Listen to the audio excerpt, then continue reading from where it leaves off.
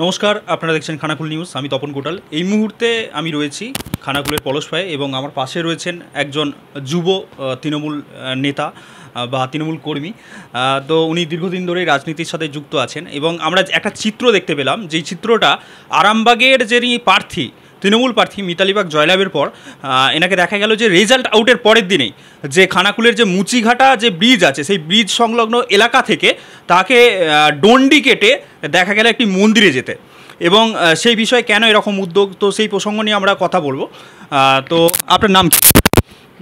নমস্কার, আমি অরিন্দম সি। প্রথমে আপনাকে বলি, তৃণমূল নেতা, কর্মী, আমি একজন সমর্থক, মমতা বন্দ্যোপাধ্যায়ের অন্ধভক্ত। আচ্ছা, অ্যাকচুয়ালি আমরা একটা চিত্র দেখতে পেলাম, যে চিত্রটা হচ্ছে দেখা যাচ্ছে যে ভোটের পর দিন, রেজাল্ট আউটের পর দিন, তো সেই রেজাল্ট আউটের পর দিন দেখা যাচ্ছে যে আপনাকে যে মুচিঘাটা ব্রিজ সংলগ্ন যে নদী আছে, মুন্ডেশ্বরী নদী, সেই নদী থেকে আপনাকে ডুব দিয়ে আপনি ডন্ডি কাটতে কাটতে একটি মন্দিরে পৌঁছাচ্ছেন। তো হঠাৎ এরকম উদ্যোগ কেন, কি বলবেন এই বিষয় নিয়ে? অ্যাকচুয়ালি দেখুন, আমি রাজনৈতিক হিংসা, রাজনৈতিক প্রতিহিংসা, এই সব জিনিসগুলো খুব কাছ থেকে দেখেছি।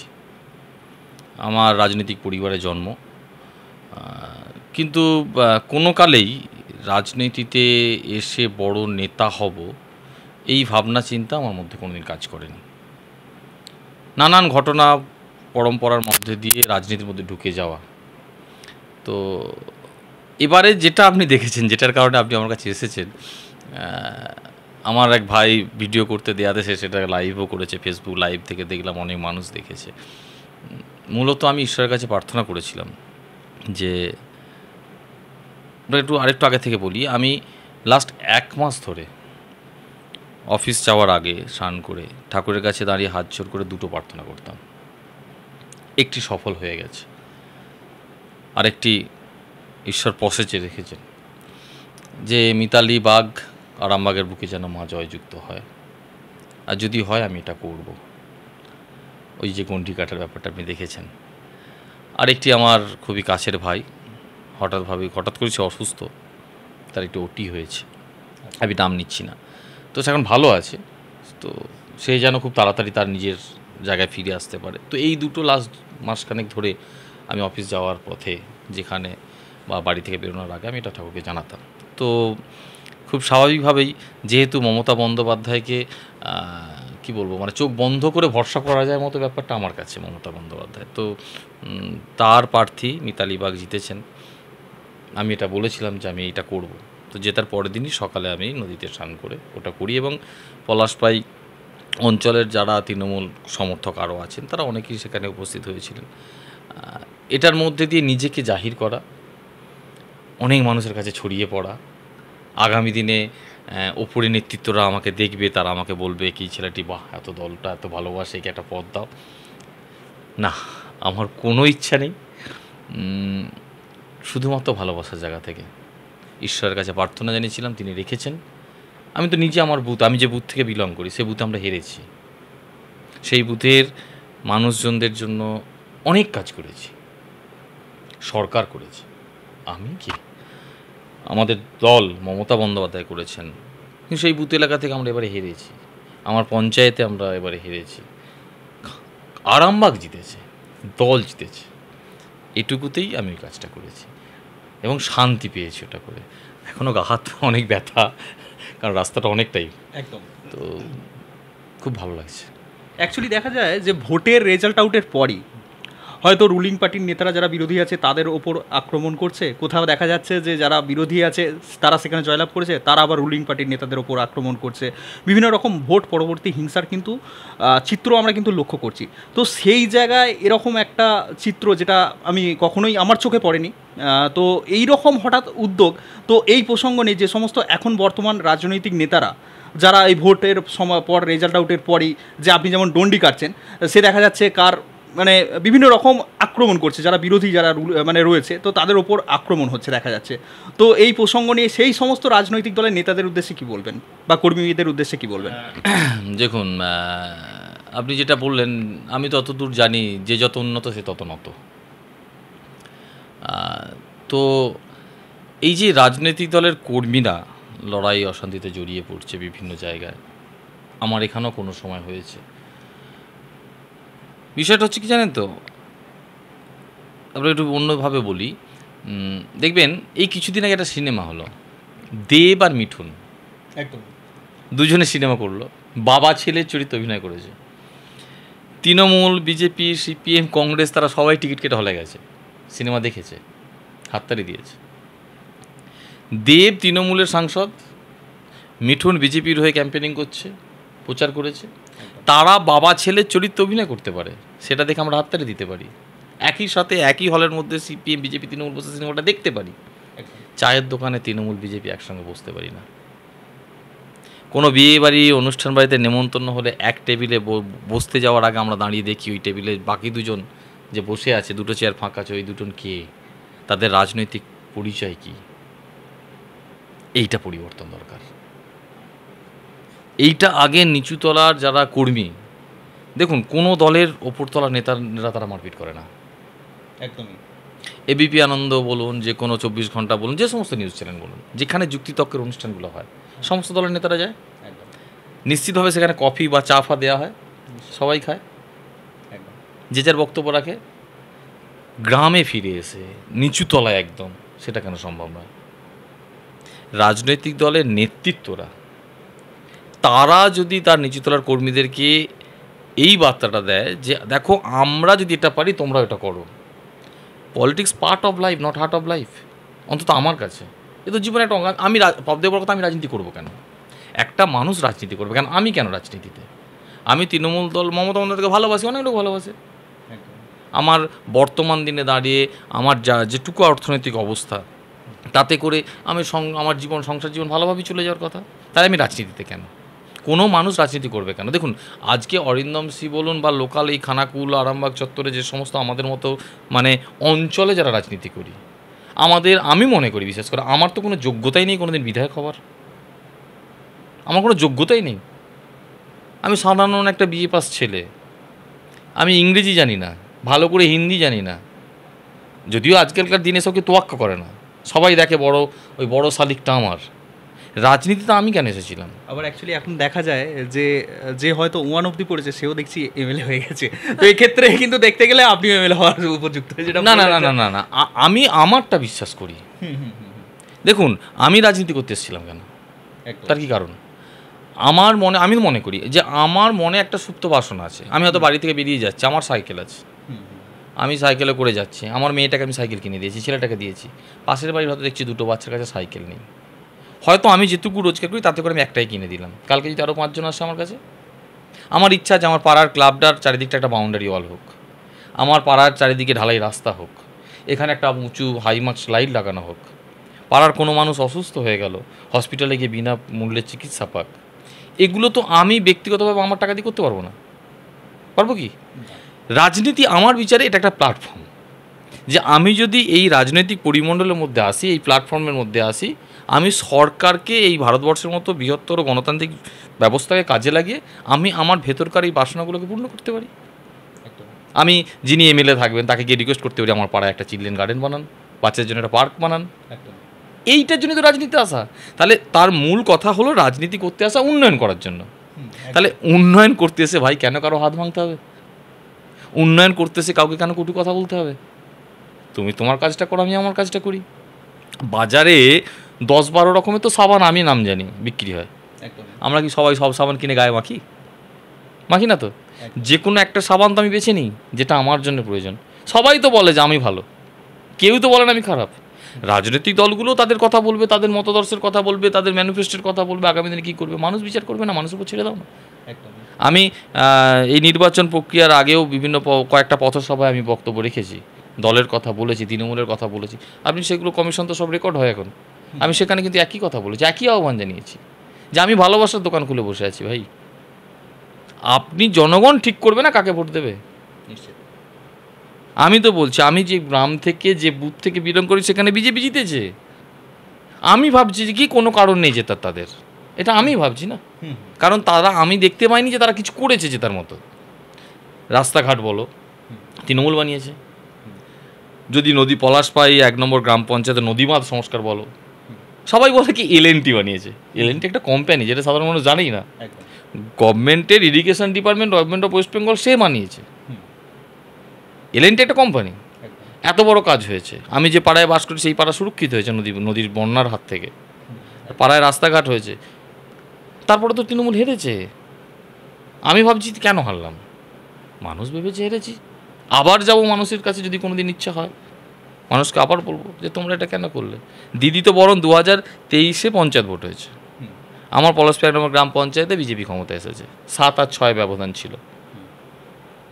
ওই বুথে আমরা 15 ভোটে হেরেছিলাম, আমার বুথে। সেখানে এবার আমি 100 ভোটে হেরেছি। আমি যদি দেয়ার কথা বলি, দেয়ার প্রসঙ্গে আসি, 500 টাকা লক্ষ্মীর ভাণ্ডার দিদি 1000 টাকা করেছে। বিজেপি তো কিছুই দেয়নি, তবু তো হেরেছি। কিন্তু তারপরও কিন্তু আমার মানুষের প্রতি ক্ষোভ নেই, কারণ কবি বলেছেন বিশ্বাস হারানোটা পাপ। আমি এসেছি আমার কথা বলতে, আমি এসেছি আমার কাজটুকু করতে। আগামী দিন আরও করবো বেশি করে। হয়তো কোনো কারণে মানুষ আমাদের বিরুদ্ধে গেছেন, আবার ফিরে আসবেন, কিন্তু দিনের শেষে বাংলার মানুষ মমতা বন্দ্যোপাধ্যায়কে আশীর্বাদ করেছেন। সুতরাং সমস্ত রাজনৈতিক দলের নেতাকর্মীদের কাছে আমার একটাই অনুরোধ, হাত জোর করে অনুরোধ করছি, হিংসার পথ ত্যাগ করুন। প্রত্যেকটা মানুষ তারা কিন্তু দিনের শেষে শান্তির দিকেই ছোটে, সবাই। সকালবেলা যে মানুষটা মাঠে যায় চাষ করতে, যে অফিসে যায়, যে কারখানায় যায়, অর্থ ইনকাম করে আনে, তার সংসার, আত্মীয় পরিজন, ছেলে পুলে ভালো থাকবে বলে, এবং রাত্রিতে সে ঘরে ঢোকে, রাত্রিতে শুতে যায়, সেই শান্তি, ঘুম থেকে উঠে শান্তি। সুতরাং শান্তির পথে থাকুন, ভালোবাসার পথে থাকুন, হিংসা ত্যাগ করুন। অ্যাকচুয়ালি দেখা গেল যে ভোটের রেজাল্ট আউট, যেখানে আমরা খবর পাচ্ছি বিভিন্ন জায়গায় অশান্তির বাতাবরণ, কিন্তু আপনি দেখা গেল যে ভোটের রেজাল্ট আউটের পরদিনই যে নদীর, যে মুন্ডেশ্বরী নদী আছে, সেখান থেকে আপনি ডন্ডি কাটতে কাটতে যাচ্ছেন। এর মাধ্যমে মানুষজন বা রাজনৈতিক দলের যে সমস্ত নেতাকর্মীরা আছে তাদের উদ্দেশ্যে কি মেসেজ দিতে চাইছেন? ওই যে বললাম, যে যত উন্নত সে তত নত। আমি উন্নত তো নেই, আমার দল, আমার নেত্রী মমতা বন্দ্যোপাধ্যায় আরও উন্নত। বাংলার মানুষ তাকে আরও বেশি করে বিশ্বাস করেছে। কোনো কারণবশত হয়তো খানাকুলের মানুষ বিশ্বাস করতে পারেনি, কোনো কারণবশত হয়তো আমার এলাকার মানুষ বিশ্বাস করতে পারেনি, কিন্তু আমি সেই সমস্ত মানুষের কাছে নত হয়েছি, যারা আমাদের সমালোচক, যারা আমাদের ভোট দেননি, তাদের কাছেও নত হয়েছি। যে আমি ওই নতটা এই কারণেই যে আমি ওই গণ্ডিটা কেটেছি, ঈশ্বরের কাছে গেছি, যে আমি আমার ভালোবাসা দিয়ে তোকে ফিরিয়ে আনবো। আগামী দিনে যদি আমি রাজনীতিতে থাকি, আবার এখনও যদি থাকি, কারণ দেখুন কে কখন কোথায় থাকে তো ঠিক নেই। আমি কোনো দিনই নেতা হতে আসিনি, আপনি আমার ব্যাকগ্রাউন্ড ঘেটে দেবেন, কোনো দিন কোনো পদ আমি ব্যবহার করিনি। ইকবাল আহমেদ খানাকুলের বিধায়ক হয়েছিলেন 11 সালে, একটি অন্য কারণে আমার রাজনীতিতে চলে আসা, ওনারই হাত সঙ্গে থেকে। তো তার সঙ্গে থাকতে থাকতে আমি এমনিতে অ্যাঙ্কার, বিভিন্ন অনুষ্ঠানে আমি অ্যাঙ্কারিং করেছি, আবৃত্তি করেছি, একটা সময় অভিনয় নিয়ে থাকতাম, কলকাতায় 2-3 বছর কাটিয়েছি, সেসব বাদ দিন, সব অতীত। কিন্তু আজকের দিনে দাঁড়িয়ে একটা চাকরি করি, রাজনীতিতে থাকি, সকলের কাছে আমার এটুকুই বক্তব্য যে দয়া করে নিজেদের স্বার্থের জন্য ওই গ্রাসরুটের কর্মীদেরকে অশান্তির মধ্যে ঠেলে দেবেন না। এটাই সকলের কাছে আমার অনুরোধ। একদমই, যে কোনো রাজনৈতিক দল জয়লাভ করুক না কেন, যে তারা যারা রুলিংয়ে আছে, যদি বিরোধী দলের কর্মী হয়, বা যেখানে রুলিং পার্টি হেরেছে, বা সেখানে যদি বিরোধী দলের যারা জয়লাভ করেছে, এবং সেখানেও দেখা গেছে যে যারা বিরোধী আছে তাদের উপর আক্রমণ হচ্ছে, বা কোথাও দেখা যাচ্ছে রুলিং পার্টির নেতাদের উপর আক্রমণ হচ্ছে, তো এগুলো অবশ্য বন্ধ হওয়া উচিত। যে কিভাবে এলাকার উন্নয়ন করা যায়, সমাজের উন্নয়ন করা যায়, সেই দিকে সমস্ত নেতা যারা রুলিং পার্টিতে রয়েছেন বা বিরোধীতেও যারা রয়েছেন, তারা সেই দিকগুলো নজর দিন, যাতে কাজটা ভালোভাবে হয় এবং কিভাবে উন্নয়ন করা যায় সেই দিকে কিন্তু নজর দিতে হবে। এবং যেটা একটা অন্যরকম মেসেজ দিল এই অরিন্দম বাবু, যে উনি যেই মেসেজটা দিলেন যে আপনারা ভোটে জয়লাভের পর অন্যভাবেও সেলিব্রেট করা যায়, সেটাও কিন্তু আমরা দেখতে পেলাম, যে একদম ডন্ডি কেটে মায়ের মন্দিরে গেলেন এবং সেখানে পুজো দিলেন। এইভাবেই কিন্তু ভোটের জয়টা কর্মীদের নিয়ে কিন্তু সেলিব্রেট করতে আমরা কিন্তু লক্ষ্য করলাম। তো এর পরবর্তী আপনার কি চিন্তাধারা রয়েছে, এরপর কি করার ইচ্ছা রয়েছে? কি চিন্তাধারা বলতে, দেখুন রাজনীতি নিয়ে আমার বিশেষ কিছু চিন্তাভাবনা কখনই থাকে না। আমি এমনিতে একটা চাকরি বাকরি করি, এখন সকালে চলে যাই, সন্ধ্যায় ফিরি। আমি, আমার গ্রামের মানুষজন জানে যে আমি গাছপালা প্রচুর ভালোবাসি, আমি নিজে ছবি আঁকি, ছবি আঁকতে ভালোবাসি, কতটা ভালো পারি জানি না। তো আমার নিজের একটা স্বেচ্ছাসেবী সংস্থান আমি শুরু করেছিলাম অনেকগুলো বছর আগে। আজকে সেখানে আমাদের একটা স্বেচ্ছাসেবী সংস্থা তৈরি হয়েছে, যার নাম আশা। আপনি হয়তো এর আগে আমাদের সেই সংস্থাকে নিয়ে কাজও করেছেন, দেখিয়েওছেন মানুষকে। তো আজকে অনেকগুলো কথা বলতে ইচ্ছে করে, জানেন তো। পরবর্তী ইচ্ছে, যেমন আমি একটা উদ্যোগ নিই, আমি যে ক্লাবের মেম্বার পলাশপেঁতেজি ব্যায়াম সমিতি, সেখানে জগদ্ধাত্রী পুজো হয়। তো সেই জগদ্ধাত্রী মায়ের মন্দির একটি নির্মাণ হচ্ছে। তো সেখানে আমি একজন কারুশিল্পী হিসাবে কাজ করছি মন্দিরের সব কিছু। তো সেটা এই 2024-এ তার 25 বছর পূর্তি, সেটা শেষ করার টার্গেট আছে। অন্তত অলরেডি আমার মাথায় সেটা ঘুরছে, কাকে ধরবো, কীভাবে করব।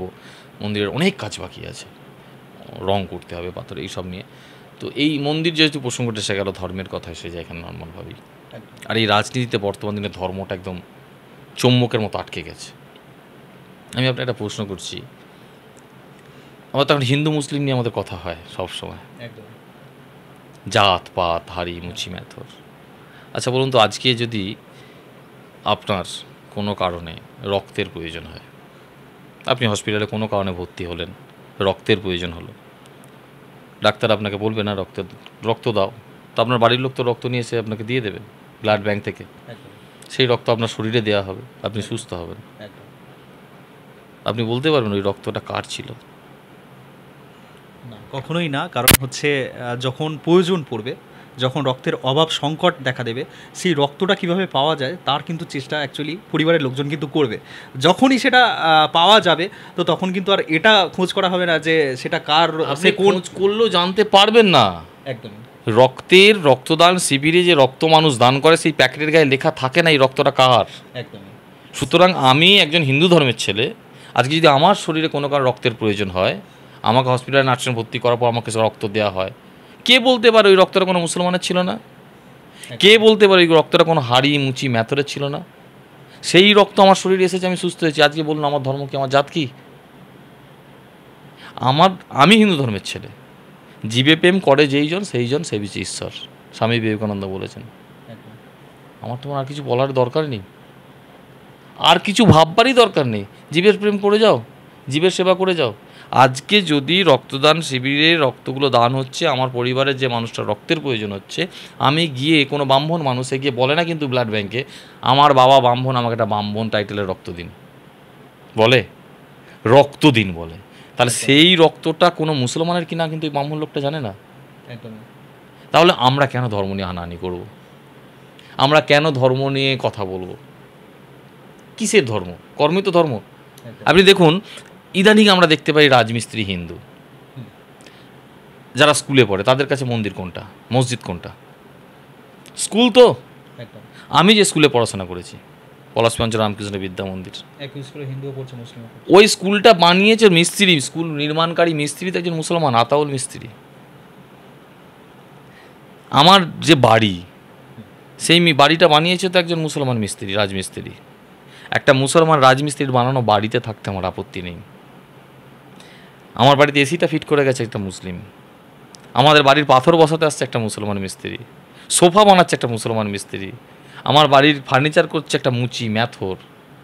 কোনো ক্ষেত্রে মুসলমান বাড়িতে গিয়ে কার্পেন্টার ফার্নিচারের কাজ করছে একটা হিন্দুর ছেলে।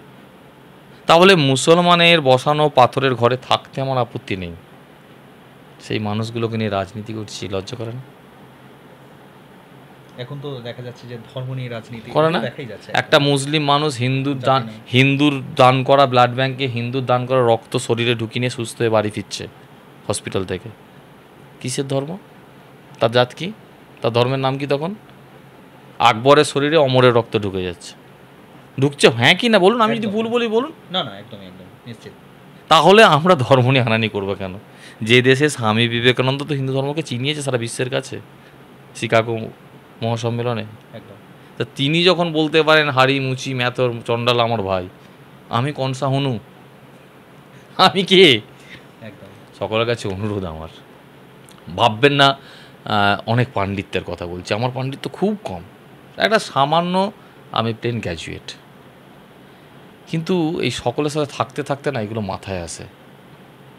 পরবর্তী ভাবনা চিন্তার কথা বললেন না, আমার পরবর্তী ভাবনা চিন্তা এটাই যে আমার গ্রামে, আমার অঞ্চল, তো আমি আমারটা করি না। আমি সকলে কি বলেন জানেন? তোমার বাড়িটা তুমি ঝাড় দাও, আমার বাড়িটা আমি ঝাড় দেবো। পাড়ার 25টা মানুষ যদি সবাই তার বাড়ির সামনে রাস্তাটা ঝাড় দেয়, পরিষ্কার করে, পাড়াটা পরিষ্কার। তাই তো নাকি? একদম নিশ্চয়ই, আমরা সবাই কি বলি, গাছ লাগান। একদম ফেসবুকে বলি না, মোবাইলে বলি, একদম। আমি একটা লাগাই না, তুমি একটা লাগাও। সবাইকে এটা বলি না, চলো আমি একটা গাছ লাগাই। কত গাছ লাগানো হবে? তাই যত কোটি মানুষ থাকে তত কোটি গাছ লাগানো হবে কি না? একটা করে লাগানো। তো আমার আগামী, যদি বলেন যে আপনার আগামী পরিকল্পনা কি, আমার আগামী পরিকল্পনা এটাই, আমি চাই রাজনীতির সঙ্গে থাকি নাই থাকি, আমার যে কাজকর্ম, আমার ছবি আঁকা, ক্রিয়েটিভ কাজকর্ম, গাছপালা নিয়ে বাগান, এসব তো আমার আছেই, কিন্তু যদিও আমি এর মধ্যে থাকি, আমার চেষ্টা সবসময় এটাই থাকবে যে একটা মানুষকে মারা তো দূরের কথা, এটা ভাবনাটা যেন তার মাথায় না আসে। সেই পরিমণ্ডল, সেই পরিবেশ আমি পলাশপী অঞ্চলে মাটিতে তৈরি করি। আর এটাও বলি, সেটা করতে গিয়ে আমি আমার বক্তব্য রাখতে অনেক জায়গায় বলেছি যে যারা মনে করো মারবো ধরবো না, যদি তোমাদের মনে হয় যে মারাটা, হাত ভাঙাটাই শেষ কথা, আমি মৃত্যুবরণ করতে রাজি আছি। আমি মৃত্যুবরণ করতে রাজি আছি, কিন্তু কথা দিতে হবে ওই ঘটনার পর থেকে এই খানাকুলের বুকে কোনো মানুষ কাউকে মারবে না। আরামবাগ সাব ডিভিশনে কোনো মানুষ কাউকে কটু কথা বলবে না, কোনো মানুষ কারো গায়ে হাত তুলবে না, কোনো মানুষ কোনো মায়ের চোখের জল ফেলার কারণ হবে না। আমি যে কোনো মুহূর্তে বলুন, সমস্ত রাজনৈতিক দলের কাছে আমি এটা দায়িত্ব নিয়ে বলছি। আমি বক্তব্যে রেখেছি, আপনি কমিশনের কাছে রেকর্ড আছে, আমি এই কথা বলেছি সেখানে এর আগে, নির্বাচনের আগে। আজকে রেজাল্ট বেরিয়ে গেছে বলে, তৃণমূল জিতে গেছে বলে হিরো সাজার জন্য বলছি, এরকম নয়। নির্বাচনের আগে আমি পথসভায় যেখানে যা বক্তব্য রাখতাম, আমার ডাকা হয়েছে, আমি গিয়ে বলেছি, এই ল্যাঙ্গুয়েজটা আমি ইউজ করেছি যে আমি মৃত্যুবরণ করতে রাজি আছি, কিন্তু কথা দিতে হবে যে আমার ওই মৃত্যুবরণের পর প্রত্যেকটা মানুষ আপনারা শান্তির জন্য বাঁচবেন, শান্তির পথে বাঁচবেন। কেন বলেছি এটা? আমার আগামী পরিকল্পনা আশা করছি আপনাকে বোঝাতে পেরেছি যে আমি কী চাই। একদম আজকে যদি আমি রাজনীতি ছেড়ে দিই, আমি যদি রাজনীতির সাথে যুক্ত না থাকি, কিচ্ছু হবে না আমার পরিবার, আমার স্ত্রী, বাচ্চা, আমাদের বর্তমান যা কন্ডিশন, ভালোভাবেই বাঁচব। আমার বাঁচার অনেকগুলো কারণ আছে। আমি ক্লাব করি, আমি নিজে ছবি আঁকি, আমি আবৃত্তি করি, আমি গাছপালা ভালোবাসি, খেলাধুলা ভালোবাসি, সেগুলো নিয়ে আমার জীবন কেটে যাবে আরামসে। আচ্ছা, একটা কোশ্চেন বলতে, অ্যাকচুয়ালি রাজনীতিতে আসা কবে থেকে একটু যদি বলেন। বললাম না, একটা রাজনৈতিক পরিবারে জন্ম। ইন্দিরা গান্ধীর যেদিন মৃত্যু 1984 সাল, সেদিন আমার জন্ম। তো রাজনৈতিক যোগসূত্র তো একটু ছিলই। 2003 সালে যখন আমি কলেজে গেলাম, তখন থেকে ছাত্র পরিষদ, টিএমসিপি, তৃণমূল ছাত্র পরিষদ, আস্তে আস্তে, এবং খুব ছোট থেকেই, মানে 1998 সালে একটু আধটু জ্ঞান ট্যান হয়ে গেছে ভালোই, তখন বোধহয় ক্লাস 8-8 পড়ি। তো ওই যে পরিবেশগুলো দেখেছি, পরবর্তীকালে মানুষজনদের ব্যবহার দেখেছি, সেগুলো থেকে আস্তে আস্তে মনে হতো যে এগুলো পরিবর্তন দরকার। ওই 2011 সালে একটা শব্দ ছিল না, পরিবর্তন। তো একটি কারণবশত 2009 সালে আমাকে প্রায় 10 মাসের জন্য ঘর ছাড়তে হয়, রাজনৈতিক কারণে। 2009 সাল। যদিও সেই রাজনৈতিক কারণটায় আমার এত ইনভলভমেন্ট ছিল না, এবং ওই ঘর ছাড়ার সময় কতদিন ঘর ছাড়া ছিলেন? 10 মাস 10 মাস বাড়ি ছাড়া ছিলেন? বাড়ি ছাড়া ছিলাম, জানুয়ারির 25 থেকে অক্টোবর। এবং ওই টাইমটায় আজকে যিনি বিরোধী দলনেতা শুভেন্দুবাবু, আমি ওনার কাছে একবার গেছি। তখন উনি তমলুকের সাংসদ, 2009 সালে সাংসদ হয়েছে। উনি একটা কাঁথিতে জনসভা, বড় একটা কর্মী সম্মেলন হয়েছিল তমলুক কলেজ মাঠে, যতদূর মনে পড়ছে, ওখানে আমি গিয়েছিলাম। কারণ তখন আমি ঘুরে বেড়াচ্ছি বিভিন্ন জায়গায়, তখন মনে হয়েছিল যে ওনার সাথে দেখা করতে পারবো, কারণ উনি তখন একটা আইকন আমার চোখে, শুভেন্দুবাবু আমার চোখে একটা আইকন। তখন ওখানে গিয়েছি। ওখানে গিয়ে আমার ইকবাল আহমেদের সাথে পরিচয় হয়। 2009 সাল, খানাকুলের লোক কেউ জানেই না ইকবাল আহমেদ খানাকুলের প্রার্থী হবে 2011। এবং ওই 2009 সালে আমি কলকাতা রিপন স্ট্রিটে ইকবাল আহমেদের বাড়িতে বেশ কয়েকবার গেছি। ওই যাতায়াত, ওই যোগসূত্র, তখন উদ্দেশ্য অন্য ছিল, যে আমি ঘরছাড়া হয়ে গেছি নানা কারণে, আমি একটু কিছু করতে চাই, এটা আর কি, যেটা একটা সাধারণ মানুষের হয় বাড়ির বাইরে থাকলে। তো ওই সময় থেকে রাজনীতির মধ্যে মাথাটা ঢুকে যাওয়া, ইকবাল আহমেদের। তারপর আমি প্রথম এলাম 2010-এর শেষের শুরুর দিকে বোধহয়, ইকবাল আহমেদের গাড়িতে চেপেই চড়কতলার, আজ উনি নেই আমার মাঝে, উনি আমাকে বাস স্ট্যান্ডে ওনার গাড়ি থেকে নামতাম, নেবে বাড়ি, উনি খানাকুল ঢুকতেন। এরকম হয়েছে আবার উনি যখন বেরিয়ে গেছেন, ওনার গাড়িতে চেপেই চলে গেছি। তো ওইভাবেই রাজনীতিতে ঢুকে পড়া, এবং খানাকুলের বহু মানুষের ভালোবাসা পরবর্তীকালে পেয়েছি। আমি রাজনৈতিক আমার পরিধি যতখানি তৈরি হয়েছিল সবটাই ইকবাল আহমেদের জন্য। ব্যক্তিগত ক্যারিশমা আমার কিছু ছিল না, নাথিং, জিরো। আমি জিরো। শৈলেন সিংহ, অশিস সিংহ রায়, আমাদের খানাকুলের নজিবুল, রাঙা, রাজা, নবাব, আরও অনেক মানুষের নাম মনে আসে, বাপিদা, মতিয়ার রহমান, বাপি হোসেন বাপিদা, তো এসব বহু মানুষ আমাদের এই সাবর সিং, ইকবাল, নথিপুরের বিদ্যুৎ সামন্ত থেকে শুরু করে পলাশপাড়ার অনেক আছে, জাকির, গৌতম পাঁচাল, দিব্যেন্দু সরকার, ভাগ্যদর দলি, উত্তম কারক, অজিতবাবু। তো এই সমস্ত মানুষজন তো আমি খুব ছোটো জুনিয়র ছেলে, যেদের ভালোবাসা পেয়ে রাজনীতির মধ্যে ঢুকে পড়া। কিন্তু কখনোই নেতা হব, বড় তকমা লাগবে, ব্লক সভাপতি, যুব সভাপতি, কোনো দিন পঞ্চায়েত সমিতির মেম্বার হব, পঞ্চায়েতের মেম্বার, আমার পঞ্চায়েতের উপপ্রধান হওয়ার অফার এসেছিল। ইকবাল আহমেদ নিজে জেনারেল উপপ্রধান ছিলেন 2013-তে পঞ্চায়েতে, তখন তো মানে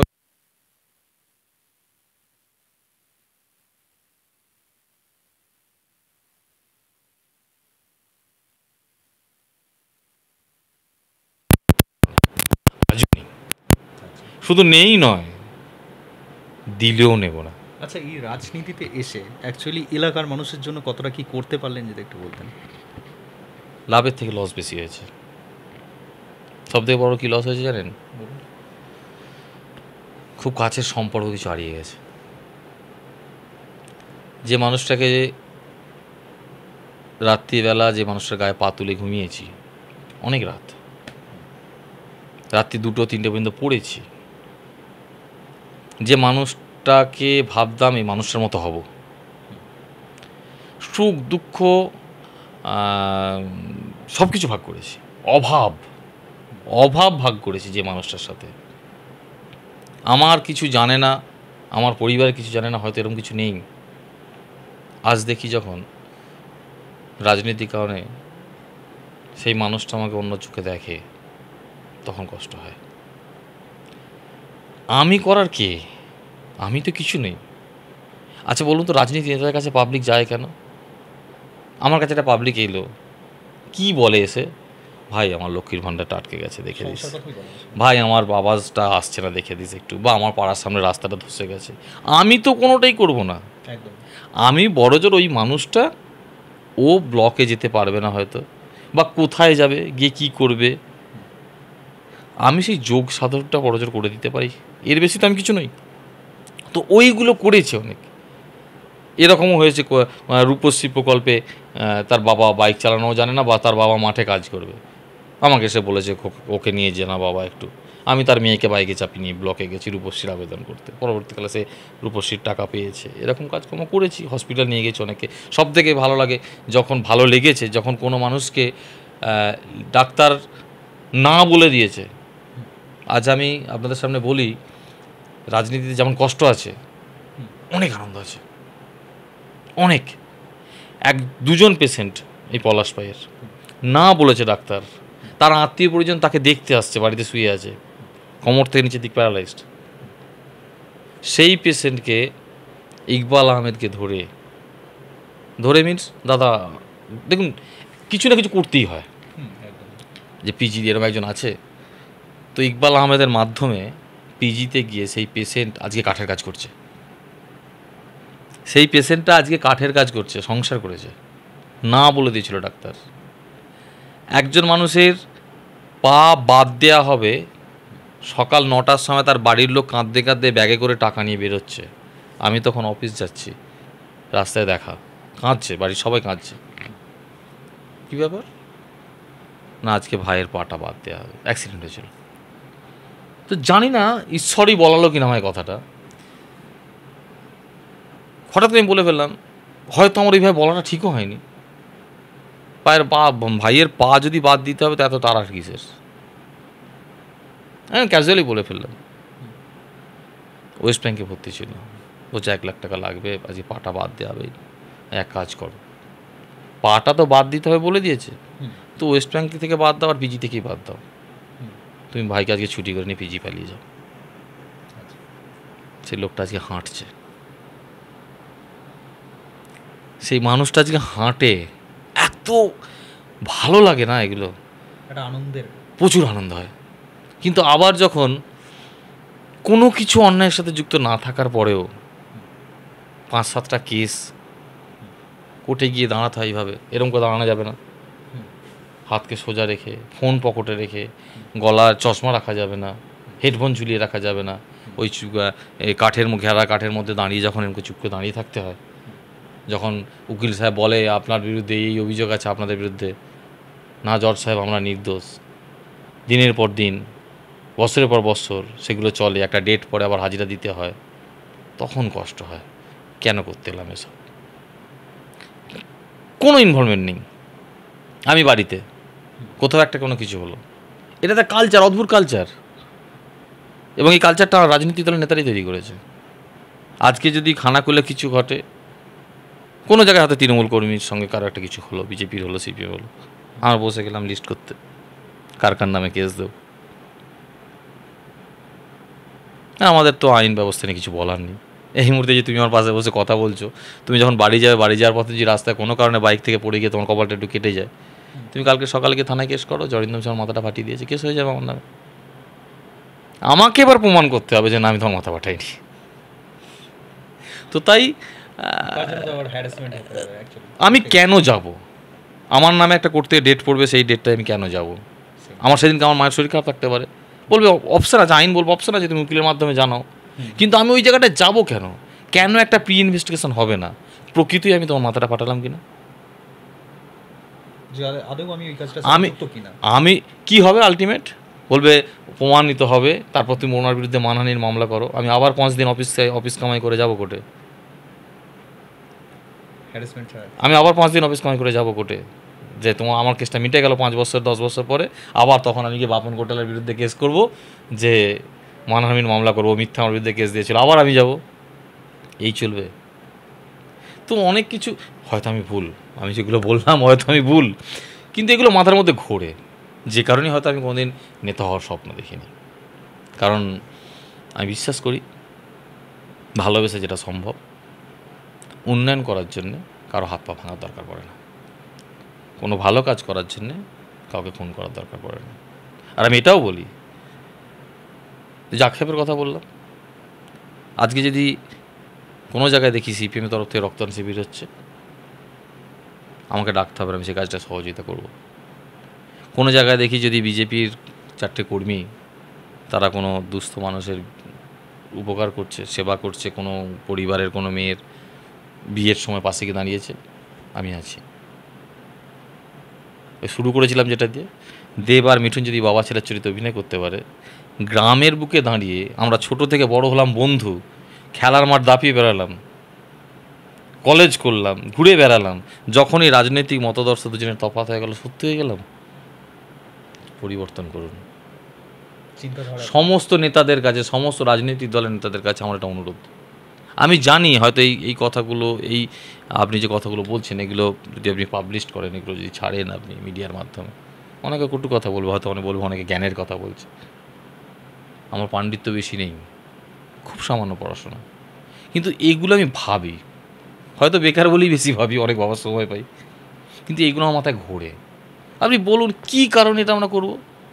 আমি এরকম অনেকজনকে চিনি, বলছি তো, আমার ছোট ভাই কাউকে কাঁধে করেছি, আমি কাঁধে করে কাউকে মানে নাটকের অনুষ্ঠান করতে নিয়ে গেছি, সে আজকে আমায় চোখ বাঁকিয়ে কথা বলে, চোখ বাঁকিয়ে দেখে, রাজনৈতিক শুধুমাত্র সে রাজনীতিটা অন্য দল করে, আমি অন্য দল করি বলে। মানে সম্পূর্ণ তো অনুভূতি তখন পাল্টে যায়, সবই পাল্টে যায়। আপার লেভেল এগুলো হয় না। শহর তো যে টিভিতে বসে যারা প্রোগ্রাম বানায় না, বড় বড় তোমাদের মতো যে সাংবাদিকরা আছেন, তারা যেখানে হয়, ওখানে এই ফিলিংসগুলো বোঝা যাবে না কি হয় আমাদের নিচে গ্রামে। পাশের বাড়ির মেয়ের বিয়ে হলে সে পাশের বাড়ির লোকটা নিমন্ত্রণ খেতে যায় না, বলে এলেও খেতে যায় না, না ও বিজেপি করার বাড়ি যাব না, না ও তৃণমূল করার বাড়ি যাবো না। আমি বললাম না, বিয়ে বাড়িতে 4টে টেবিলে কে বসে আছে দেখে তবে খেতে বসে এখানের মানুষ। আমার আগামী পরিকল্পনা যেটা বলছো, যদি আমি এই গ্রামেই থাকি, যদি আমি রাজনীতির সঙ্গে যুক্ত থাকি, আমার প্রথম কাজ হবে এই পরিবেশটাকে পাল্টানো। ভোটের দিন আসুক, ভোটের সময় আসুক, তুমি তোমার কথাগুলো বলো, আমি আমার কথাগুলো বলি, যাকে মানুষ ভালো লাগে তাকে ভোট দেবে। নির্বাচনের দিনকে যেন আমরা, যে পোলিং এজেন্ট হয় না, আমি এবারে ভোট করাতে আমার ওই গোঘাটে ডিউটি পড়েছিল, তো এই পোলিং এজেন্টরা যেন একে অপরের টিফিনটা ভাগ করে খেতে পারে। আমার ছোলা, কোনো রাজনৈতিক হ্যাঁ আমার ছোলা মুড়ি এসেছে, ওর লুচি এসেছে, কারো পুরি এসেছে, আয় ভাই সবাই ভাগ করে খাই, কারণ ওই দিন তার কিছু বলার নেই। একদম। তো এই পরিবেশটার স্বপ্ন দেখি, বিশ্বাস করো। আর যদি এইটা করতে গিয়ে আমাকে আরও কিছু ত্যাগ করতে, আমি রাজি আছি।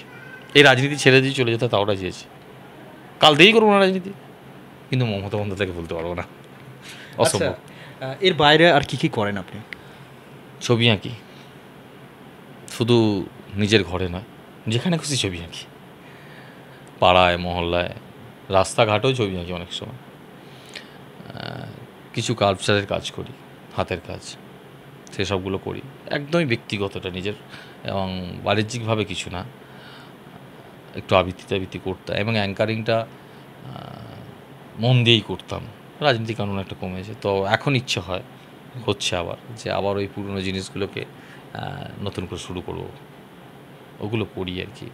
একটা সময় অনেক কিছু স্বপ্ন ছিল, অভিনেতা হব, নাটক করব, কলকাতার বুকে ঘুরে বেরিয়েছি বছর দেড়েক, ওই ভাগ্যের পরিহাস। তো এইসব নিয়েই চলছে। বা আমাদের বন্ধুবান্ধবের একটা সংগঠন আছে আশা, বিভিন্ন সামাজিক কাজকর্ম আমরা করি, এই সব কিছু নিয়ে হেসে খুশে ওই দিনের শেষে শান্তিতে প্রত্যেকটা মানুষ হাসি খুশি প্রত্যেকটা দিন কাটাতে পারলেই বাস আর কি। আপনার বাড়ি কোথায় অ্যাকচুয়ালি? আমার বাড়ি পলাশপাই, খানাকুল থানা, পলাশপাই গ্রামেই আমার বাড়ি। নামটা আর একবার বলুন। আমার নাম অরিন্দম শি, পলাশপাই গ্রামের ছেলে আমি। আবারও সকলের কাছে অনুরোধ, ভুল থাকলে সে অধিকার বড়দের আছে কানটা ধরে ভুলটা শুধরে দেওয়ার। আমি এখনও নিজেকে ওই জায়গায় ভাবি, ছোট যারা আমার থেকে, নির্দ্বিধায় এসে বলো দাদা এটা তোমার ভুল। এই পরিবেশটা তৈরি করুন সবাই মিলে, যেন খানাকুলের বিধায়ককেও, একটা খানাকুলের যে কোনো ভোটার দাঁড়িয়ে বলতে পারে বিধায়ক সাহেব আপনার এই জায়গাটা ভুল হলো। আমাদের এমপি মিতালি বাগকেও যেন আরামবাগের একজন সাধারণ মানুষ, একজন ভোটার, সেও বলতে পারে দিদি এই কাজটা আপনি ভালো করেছেন, কিন্তু এইখানটা বোধহয় একটু এটা ভুল ছিল, এটা ঠিক করে দিন না একটু। এই পরিবেশটা আনুন, এই পরিবেশ তৈরি করতে হবে। হ্যাঁ, সকলের কাছে খালি ওটা অনুরোধ। আর হিংসা ত্যাগ করো ভাই, বিশেষ করে অনেক মানুষকে আমি চিনি জানো তো, অনেক বেরিয়েই যায় বলতে গেলে, অনেক কথা মনে থাকে তো। একটা কথা আছে, ওলা, চা ওলা, প্যান্ডেল ওলা, মাইক ওলা, নির্বাচনে কে জিতলে এদের কিছু যায় আসে? মিষ্টিওয়ালা।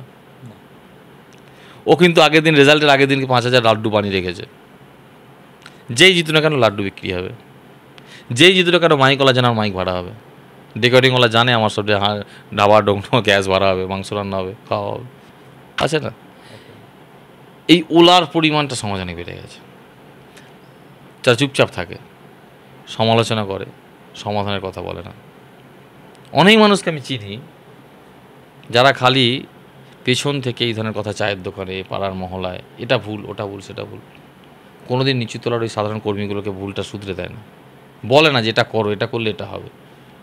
আর মিডিয়া পার্সন, আপনাদের কাছে আমার একটা অনুরোধ আছে, টিভিতে ধুমধড়াক অনেক কিছু আমরা দেখি, লাস্ট অন্তত 2021 সালের পর থেকে দেখে আসছি, ঝাঁক ঝাঁক করে আলো জলে ব্রেকিং নিউজ, তারপরে কোথাও দেখি টাকা ধরে ধরে সাজানো, কোথাও কিছু এই সেই।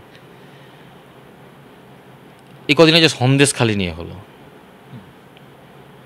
হই হই করে 15 দিন ধরে দেখানো হলো সন্দেশখালিতে নির্যাতনের কথা, আবার হই হই করে দেখাতে শুরু হলো, একটা ভিডিও এলো যে সেখানেরই কোনো একজন রাজনৈতিক দলের কর্মী, সে বলছে যে না এগুলো মিথ্যে, টাকার বিনিময়ে সব হয়েছে।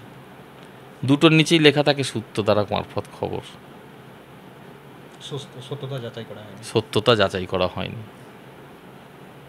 একদম ওই নিচুতলায় গ্রামে বাস করা, সকালবেলা মাঠে যাওয়া, সন্ধ্যাবেলা ফিরে এসে টিভি খোলা লোকটা কোনটাকে বিশ্বাস করব? কবে আপনারা এসে তাকে ঠিকটা বলে যাবেন? কারণ 2 মাস পরে তো আবার অন্য কিছু একটা ইস্যু এসে যাবে। সে তো ওই সন্দেশখালিটা প্রথমে দেখলো, হ্যাঁ এটা ভুল, তাই তো এরকম হয়েছে, ভোট দিতে যাওয়ার আগে আবার একটা দেখলো, কোনটা বিশ্বাস করবো? কনফিউজ হয়ে যাবে। তো আমার মনে হয় একটু সচেতন হওয়া দরকার, একটু ভালো করে ওই যে কি একটা আমি বুঝি না বাবা, ওই টিআরপি নাকি একটা শব্দ আছে, ওটাকে বাদ দিয়ে একটু ভেবে সমাজে পরিবেশিত হওয়া দরকার। দুটোতেই তো আপনারা দিচ্ছেন যে সত্যতা যাচাই করা হয়, দেখাচ্ছেন কেন? যেটা নিয়ে আপনারই কনফিউশন আছে সেটা দেখাচ্ছেন কেন? আবার দুদিন পরে উল্টো দেখাবেন। তো এইসবগুলো আমার মাথায় আসে, ভুল বললে ক্ষমা করবেন, একটু পাগল টাইপের মানুষ আমি, এরকম উল্টোপাল্টা ভাবি বসে বসে। কিন্তু আবার ওই দিনের শেষে একটাই অনুরোধ, যে যা ইচ্ছা করুন, যার যাকে ভালো লাগে ভালোবাসুন, নিজের কথা বলুন, রাজনীতির কথা বলুন, নীতি আদর্শের কথা বলুন, কারো গায়ে হাত দেবেন না, হিংসার পথটা ত্যাগ করুন, এটুকু অনুরোধ সকলের কাছে। অর্থাৎ এতক্ষণ আমি ছিলাম পলসপায় অরিন্দমশীর বাড়িতে, এবং উনি যেই পথ দেখালেন যে ভোটে জেতার পর কোনো রকম হিংসার বাতাবরণ নয়, যেখানে শান্তির পথ, নদী থেকে, মুন্ডেশ্বরী নদী থেকে ডন্ডি কাটতে কাটতে মন্দিরে গিয়ে মায়ের মন্দিরে পুজো দেওয়া, এটা একটা অন্য পথ দেখাচ্ছে। অর্থাৎ এইভাবেই বিভিন্ন রকম শান্তির পথ বেছে নিন, বিভিন্ন উন্নয়নমূলক কাজ করুন, এরকম কারো হাত ভাঙা, কারো বাড়ি ভাঙা বা এই সমস্ত কাজকর্মে কেউ লিপ্ত হবেন না। বা এই রাজনৈতিক দলের নেতা ও আমাদের ভোটের সময় বিভিন্ন রকম কথা বলেছে, এই সমস্ত রাগগুলো ত্যাগ করে শান্তির পথ অবলম্বন করুন। তো এই নিয়ে আপনাদের যদি কোনো রকম মতামত থাকে অবশ্যই কমেন্ট করে জানাবেন। এরই সাথে বিদায় নিচ্ছি আমি তপন কোটার। জয় Hind. Ambition spoken English centre, এখানে সহজ পদ্ধতিতে অভিজ্ঞ শিক্ষক দ্বারা ছোট থেকে বড় সকলকেই স্পোকেন ইংলিশ শেখানো হয়। এছাড়াও রয়েছে অডিও ভিজুয়াল ক্লাস, পাশাপাশি রয়েছে স্মার্ট ক্লাসরুম। ছাত্রছাত্রীদের সুবিধার্থে রয়েছে ফ্রি ডেমো ক্লাসের ব্যবস্থা। আমাদের ঠিকানা আমতা, কলাতলা, হাওড়া। বিস্তারিত জানতে আজই কল করুন 9748910191। Rani shopping mall and Reshmi jewellers, এখানে বিভিন্ন ডিজাইনের হলমার্ক যুক্ত সোনার গয়না ও রূপোর গয়না তৈরি করা হয় ও একই ছাদের নিচে নামি দামি কোম্পানির জামা, প্যান্ট, কাপড়, জুতো পাওয়া যায়। পাশাপাশি কামাখ্যা অভিজ্ঞতাপ্রাপ্ত জ্যোতিষীর কাছে আপনার খারাপ সময় দূর করান মাত্র 5 টাকার বিনিময়ে। হস্তরেখা বিচার, গুপ্তরোগের চিকিৎসা ও বাড়ির দোষ কাটানো সহ বিভিন্ন গ্রহরত্ন পাওয়া যায়। আমাদের ঠিকানা মুচিঘাটা, খানাকুল, হুগলি। বিস্তারিত জানতে আজই কল করুন 9732533706।